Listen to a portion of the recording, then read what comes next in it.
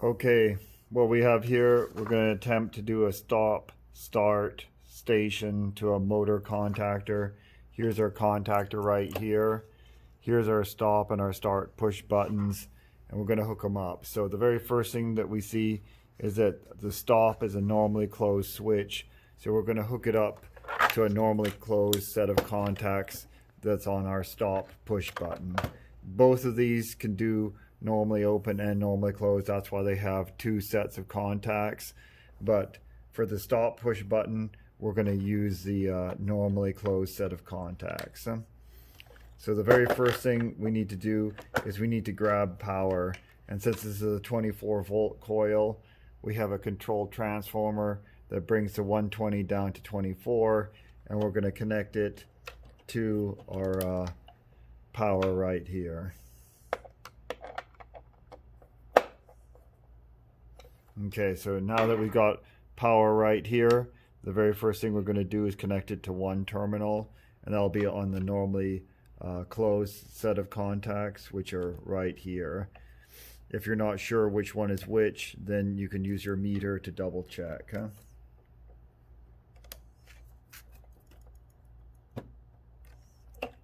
And to use the meter, you simply take it to ohms, test it. Okay, so now let's test this right here. Okay, that's our normally closed, and this is our normally open. And we can test that by pushing the button here.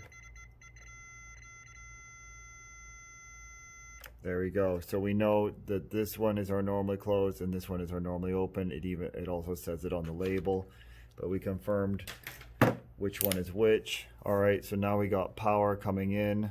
Now we need to take power going out of our stop push button. We need to feed the start, and we need to feed the number 2.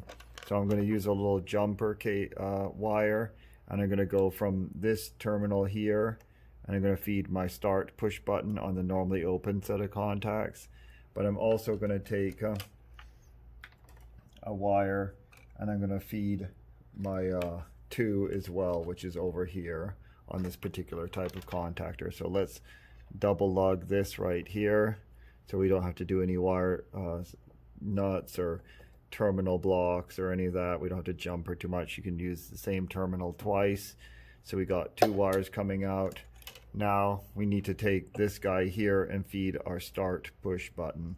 So we're going to take this and feed our start push button. Okay, so now we take this guy, and if you look carefully here on your motor starter, there's a number 2 right there, which corresponds to the 2 that's on this piece of paper here, which is indicating that that's the normally open set of contacts.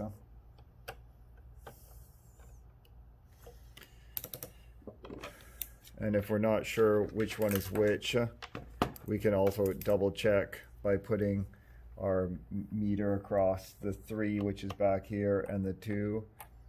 And right now we see that it's open, OL.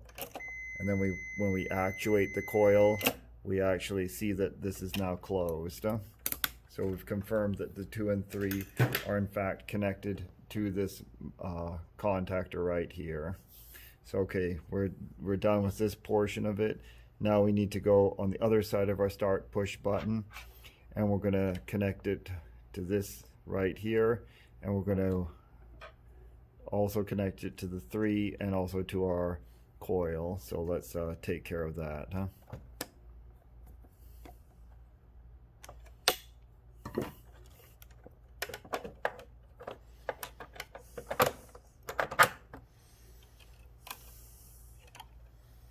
Okay, so we have the orange wire coming over to the 3 over here, and we also are going to connect it to our coil. So these 2 right here are the coil. So we'll connect this right here. And then last but not least, we have a set of normally closed, held closed switch right here that's connected to my overloads. These are my 3 overloads for my 3-pole contactor right here, and there's a factory wire that connects, as you can see right here, to the coil. So through this right here should be a closed set of switches. I'm going to hook this up to my return on my 24 volts. Okay. Alright, so now all I have to do is turn on power.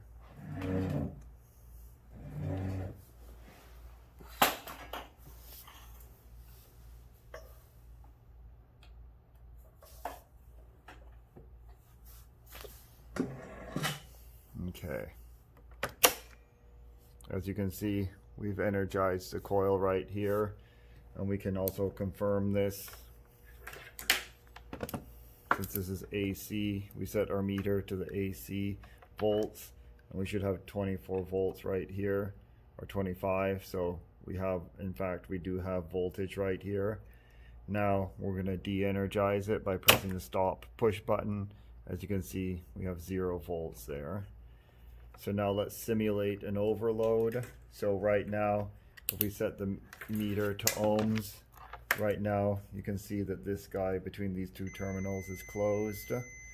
But if there's an overload, which you can actually simulate by pressing this white button in the back over here, we can actually press this white button back here. You can actually simulate an overload. So right now, between these two terminals right here, we're disconnected. So we're going to confirm that. We're going to put our meter on between the two of them, and we get nothing.